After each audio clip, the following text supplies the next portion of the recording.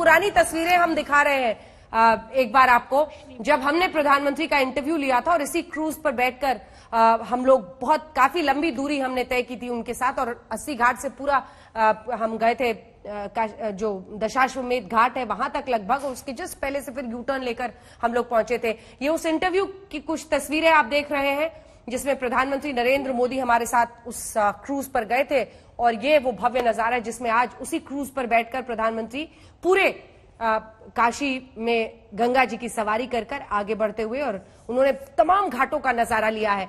वो वीडियो भी हमने दिखा दिया आप श्वेता, जब हमने इंटरव्यू किया था हम सब इस क्रूज पर सवार थे, और आज प्रधानमंत्री कुछ इसी अंदाज में हर घाट का नजारा लेते हुए आगे बढ़े।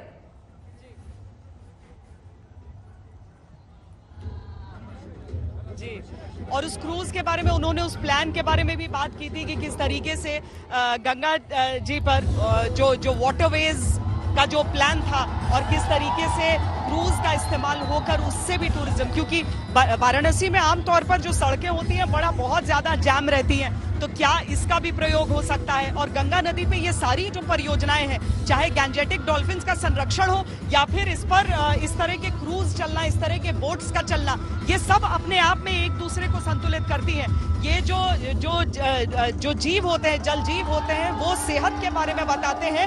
तो ये जो बोट्स चलती हैं यहाँ पर उस गाद को, उस सिल्ट को काटते हुए चलती हैं, जो कि गंगा जी की गहराई को थोड़ा सा बढ़ाती हैं, वरना बहुत ज्यादा फैलाव आते जाता है। तो क्रूज का जो प्लान होता है वो टूरिज्म के साथ साथ एक तरीके से उसमें भी फायदा पहुंचा सकता है। हालांकि इसमें पर्यावरणविद बहुत ज्यादा उसमें इस्तेमाल होने वाले ईंधन को लेकर फिक्रमंद जरूर रहते हैं, और साथ ही इस पे कि कहीं जो जल जीव है वो असर न पड़ जाए उनपे।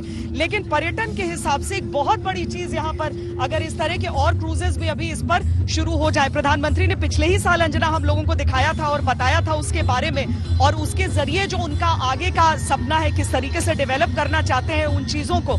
और इस बार देखिए नजारा लेने के लिए वो उसी में सवार होकर यहाँ पर पहुंचे थे। बाकी लोग भी आपको दिखते रहेंगे अभी भी, क्योंकि देव दीपावली जो है उसमें रात भर ये उत्सव के तौर पर चलता है। लोग बस जरा सा प्रधानमंत्री की उस अपील को भी याद कर लें कि अगर भीड़ में आए हैं, इतनी बड़ी संख्या में आए हैं, तो मास्क जरा नाक पे रख लें, लेकिन ऐसा दिख नहीं रहा है। लेकिन अब वाराणसी को क्या कहें, हमें बिहार चुनावों में यही नजर आया है। दिल्ली की सड़कों पे जब तक 2000 का फाइन नहीं था, ऐसी ही तस्वीरें हो जाती थी। लेकिन ये जो पूरा भ्रमण है लोगों का, नाव पे चढ़ के जो पूरा भ्रमण करेंगे, वो आज देर रात तक चलेगा। सब अपने अपनी नाव में सवार होकर, और सब में जो छोटी छोटी बत्तियां आपको जलती हुई दिख रही हैं, वो बत्तियां मोबाइल के कैमरे की बत्तियां हैं, जिससे वो दोनों तरफ की तस्वीरों को कैद कर रहे हैं। और ऐसा लग रहा है, देखिए यहाँ पर भी कि जो नाव है उन सब पर भी दीप जल रहे हो, ऐसा देखकर इन सबको लग रहा है। तो नाव बड़ी संख्या में इस समय यहाँ इस घाट पे इसीलिए खड़े हैं जना, क्योंकि एक बार फिर वो लेजर का शो यहाँ पर किया जा रहा है, एक बार फिर लेजर का शो, ताकि लोग देख सकें।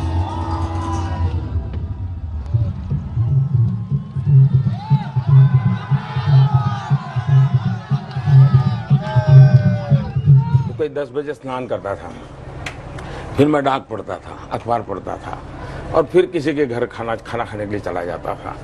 तो ये मेरी जिंदगी रही थी।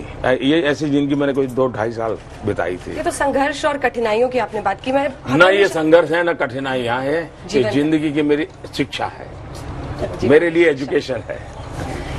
लेकिन कभी कोई खुशी जैसे मिले तो सबसे पहले किसको बताने का मन करता है? कौन है वो जो आपके मस्तिष्क के, दिमाग के, दिल के करीब? आपका बेस्ट फ्रेंड फॉर लाइफ कौन है? BFF। जब मैं संघ का काम करता था, तब एक लक्ष्मण राव जी नामदार करके थे, वकील साहब हम कहते थे, जिनके जीवन पर मैंने किताब लिखी है, सेतुबंध। तो मेरा मन करता था कभी कि मैं उनको कहूँगा कि ऐसा हुआ। लेकिन मेरे जीवन का एक नियम है जो शायद आपके दर्शकों को भी काम आ सके। जीवन में एक व्यक्ति ऐसा होना चाहिए, उसको पता नहीं होना चाहिए कि आपके जीवन में उसका वो स्थान है। आपके मन में अच्छा विचार आया तो भी बता दो, बुरा विचार आया तो भी बता दो, अच्छा हुआ तो भी बता दो, कुछ भी मत छुपाओ। एक व्यक्ति जीवन में होना चाहिए। अभी भी है क्या आपकी?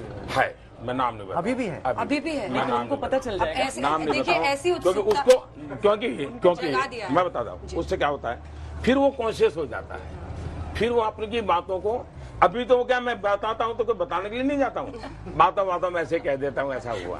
अब गेसिंग गेम बड़ी जबरदस्त देश भर में शुरू हो जाएगी कि कौन है वो। तो हर एक के जीवन में होना चाहिए मैं कहूंगा।